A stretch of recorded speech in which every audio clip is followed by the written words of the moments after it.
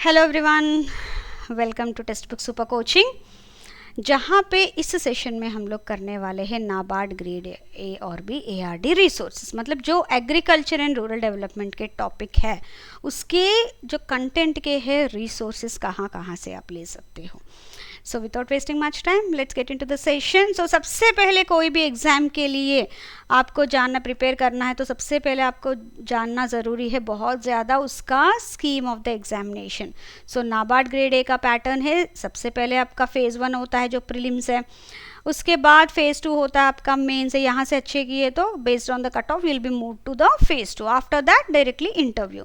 Phase 1 आपका 200 marks का है जिसमें 8 सब्जेक्ट से क्वेश्चन पूछे जाते हैं, ओके एंड जिसमें 3 सब्जेक्ट्स आपके मेरिट सेक्शंस होते हैं जैसे कि general awareness, ARD and ESI। उसके बेसिस पे ही आपका कट ऑफ से डिसाइड होता है कि आप फेज़ 2 के लिए गए हैं कि नहीं।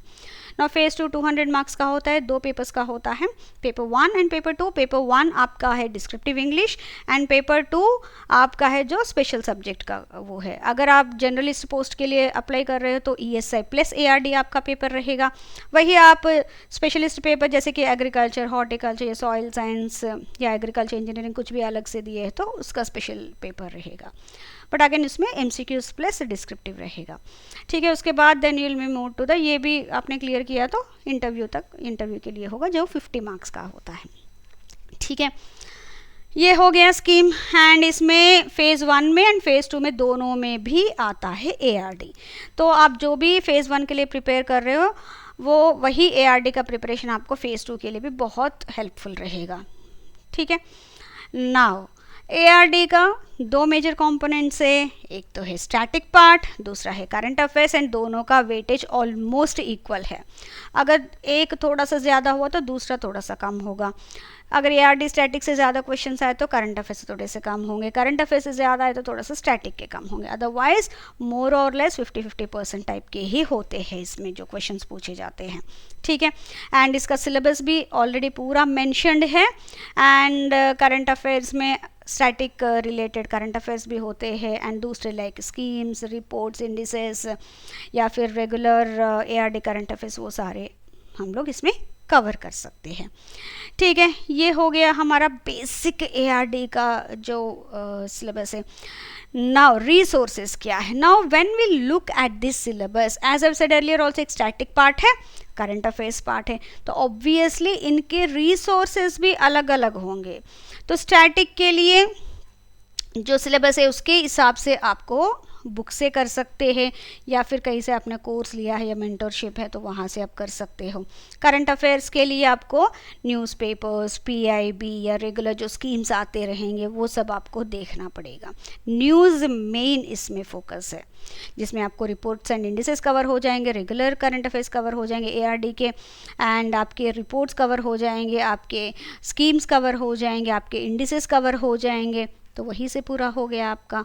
तो उसमें तो अलग से रिसोर्सेज मतलब जो मिनिस्ट्री के साइट्स है या PIB है, जो न्यूज़ साइट्स है, वो सब आपको करना पड़ेगा यहाँ पे। वही स्टैटिक के लिए अगर आप खुद से प्रिपेयर कर रहे हो तो आपको बुक्स रेफ़र करना पड़ेगा।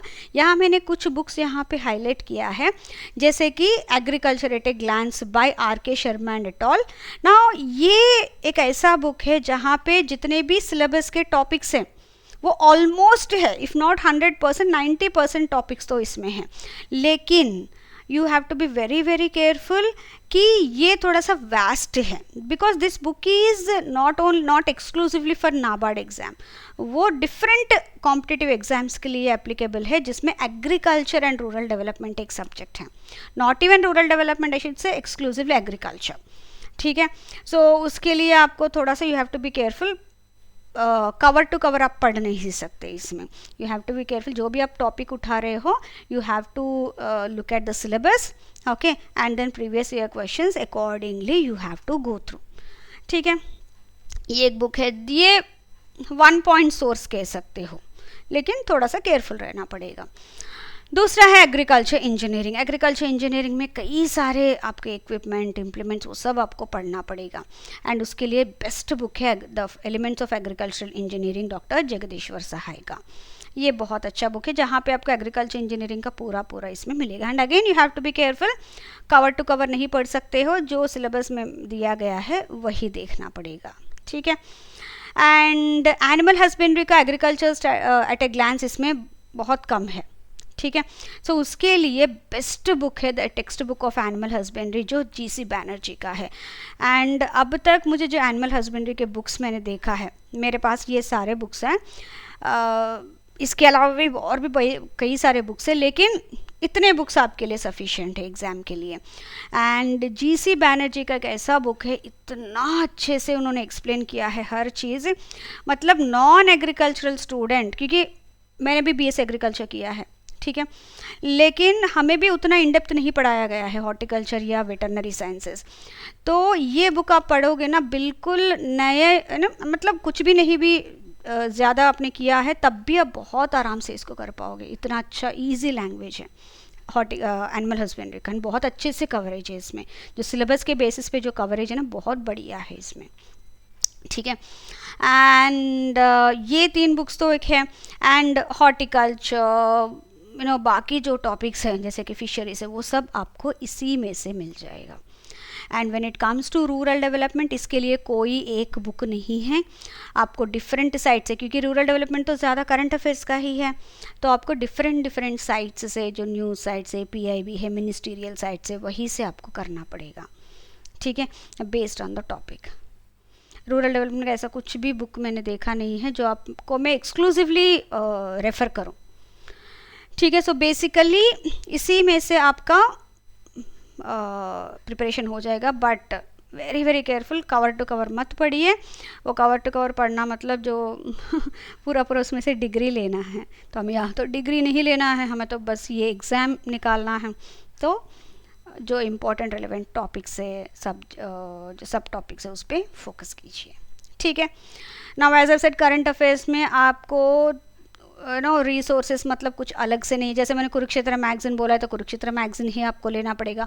हो सकता है इसमें इसके पीडीएफ्स ऑनलाइन अवेलेबल हो, कोई साइट ऑनलाइन में फ्री में अपलोड कर देता है, नॉट इमीडिएटली, उसका फिर टाइम लगता है, जैसे इस महीने का वो मैगजीन होगा तो 2 महीने के बाद वो देंगे, ओके, उस तरह से। अदरवाइज आपको वही लेना पड़ेगा। सेंसस या सेक डिटेल्स आपको उस साइट पे जाना पड़ेगा। So when it comes to ARD current affairs, तो रेस्पेक्टिव साइट्स है उनके, उसमें जाना पड़ेगा। वो मिनिस्ट्रियल साइट्स हो सकते हैं, वो ऑर्गेनाइजेशनल साइट्स हो सकते हैं, वहाँ जाके आपको देखना पड़ेगा। जैसे कि कुछ लेटेस्ट आईएसएफआर रिपोर्ट है, so forest survey of India, वहाँ पे जाना पड़ेगा आपको, ओके। आपको एनुअल रिपोर्ट देखना है नाबार्ड का, तो नाबार्ड के साइट में जाके डाउनलोड करना पड़ेगा। स्कीम्स हो गए आपके, सो स्कीम कौन सा इम्प्लीमेंटिंग मिनिस्ट्री है या एजेंसी है, उसके साइट में जाके देखना पड़ेगा, या फिर पीआईबी में देखना पड़ेगा, रेगुलर न्यूज़पेपर्स देखना पड़ेगा। तो एआरडी करंट अफेयर्स के लिए ऐसा कोई एक बुक नहीं है, so you have to go through various sites and newspapers जो भी है, उसी से आपका कंटेंट आपका इकट्ठा होगा। Like latest budget, latest economic survey of India, अब साइट्स ऑलरेडी है, उसमें जाके आप वहाँ से डाउनलोड कर लो, बहुत आसानी है, फिर उसको आप चाहे तो प्रिंट आउट लेके पढ़ सकते हो, ठीक है। सो ये हो गए हमारे एआरडी करंट अफेयर्स के रिसोर्सेस, ठीक है। तो अभी मैंने आपको बताया है एआरडी स्टैटिक के रिसोर्सेज क्या है, एआरडी करंट अफेयर्स के रिसोर्सेज भी आपको मैंने बता दिया है। So with this you can start preparing for your examination, and I really hope that you have liked this session. Thank you very much for being so patient, and I wish you all the best for your examination preparation. Thank you very much once again.